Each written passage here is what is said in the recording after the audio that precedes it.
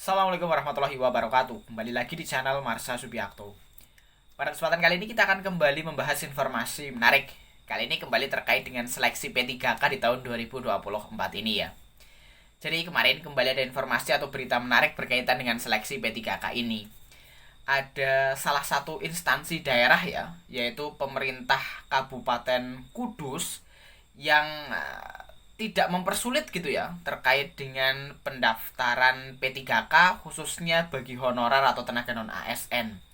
Jadi hampir seluruh honorer atau tenaga non ASN yang berdinas di Kabupaten Kudus ini semuanya bisa lolos seleksi administrasi karena BKPSDM Kabupaten Kudus mempermudah proses pendaftaran atau seleksi administrasi di Kabupaten Kudus ini.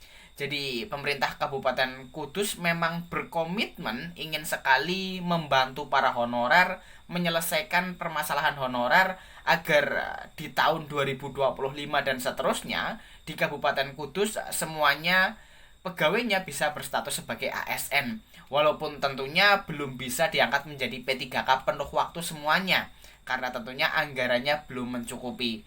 Tetapi hal ini patut dijadikan contoh bagi instansi-instansi lain gitu ya. Jadi yang memang berkomitmen ingin menyelesaikan permasalahan honorer, ya jangan kaku dalam menerapkan kebijakan atau aturan. Jadi contohnya saja surat keterangan pengalaman kerja. Di Kabupaten Kudus, honorernya tidak dipersulit dalam pengurusan surat keterangan pengalaman kerja ini.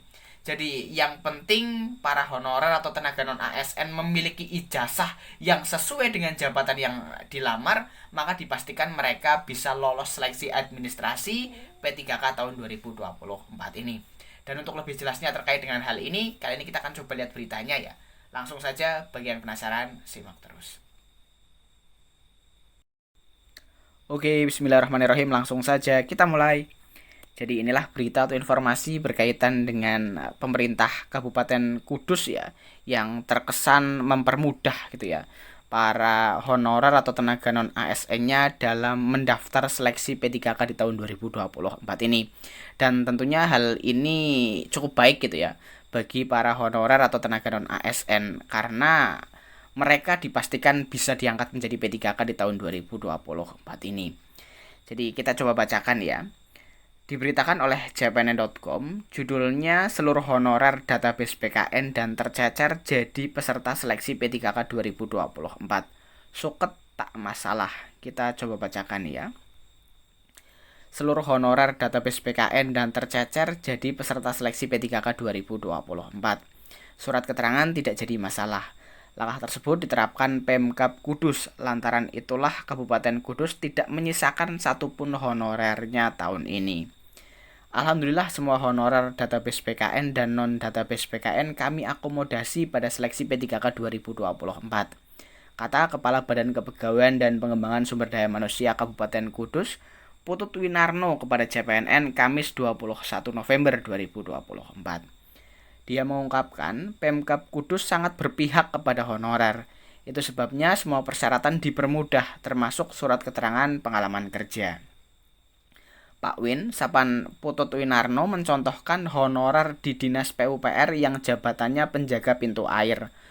Untuk menjaga agar honorernya bisa mendaftar, maka suket pengalaman kerja ditambahkan menjalankan tugas administrasi. Jadi Pemda nggak bisa kaku, kan tidak mungkin setiap hari honorernya menjaga pintu air. Pasti ada kegiatan administrasi yang mereka lakukan, terangnya. Di Kabupaten Kudus, selanjutnya, tidak ada honorer yang gagal jadi peserta tes P3K 2024. Semuanya diloloskan administrasinya, kecuali ada 12 honorer yang gagal karena tidak punya ijazah.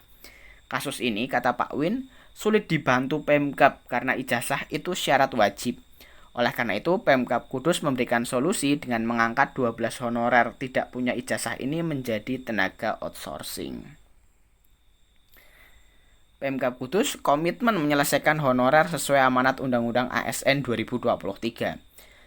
Segala upaya dilakukan agar honorer ini memiliki status ASN P3K penuh waktu maupun paruh waktu, tegasnya. Dia menyarankan kepada para pejabat Pemda untuk berteman dengan honorer agar bisa tahu siapa mereka. Ini penting agar saat mengambil kebijakan bisa mengedepankan nilai-nilai kemanusiaan. Winarno mengungkapkan, sebenarnya banyak honorer yang berharap ada mekanisme P3K paruh waktu. Menurut dia, hal ini supaya semuanya bisa terangkat menjadi aparatur sipil negara atau ASN. Di Kabupaten Kudus, honorernya tidak masalah diangkat P3K paruh waktu. Mereka ingin punya status ASN.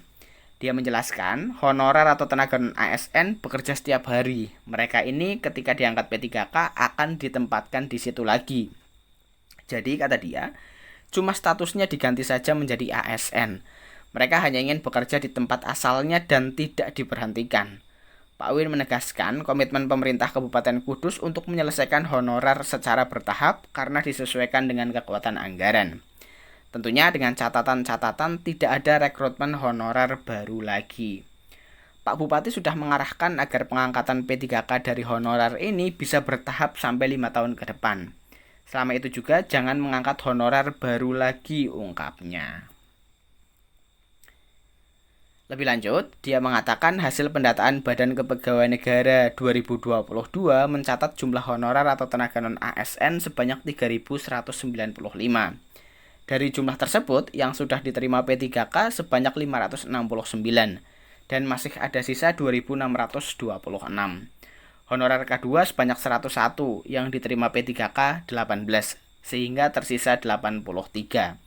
Total yang tersisa 2.709, 2.626 yang terdiri dari 642 guru 642, tenaga kesehatan 19, tenaga teknis 2048.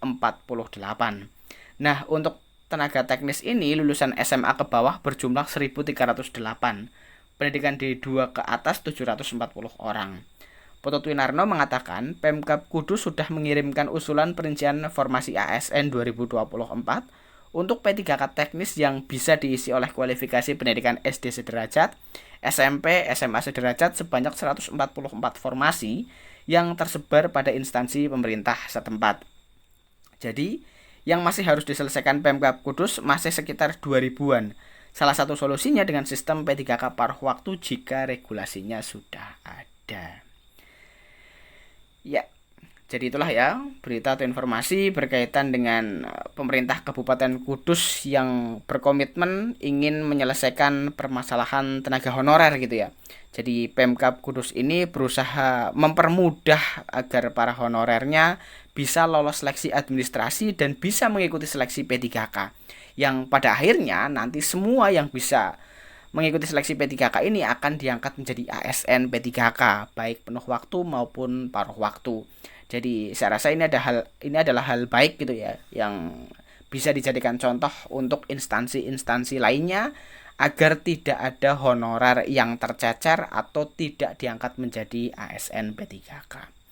Jadi mungkin itu ya informasi yang bisa disampaikan pada kesempatan kali ini. Jika ada tanggapan atau pertanyaan berkaitan dengan hal ini, teman-teman bisa tinggalkan di kolom komentar. Terima kasih, mohon maaf bila ada kesalahan. Wassalamualaikum warahmatullahi wabarakatuh.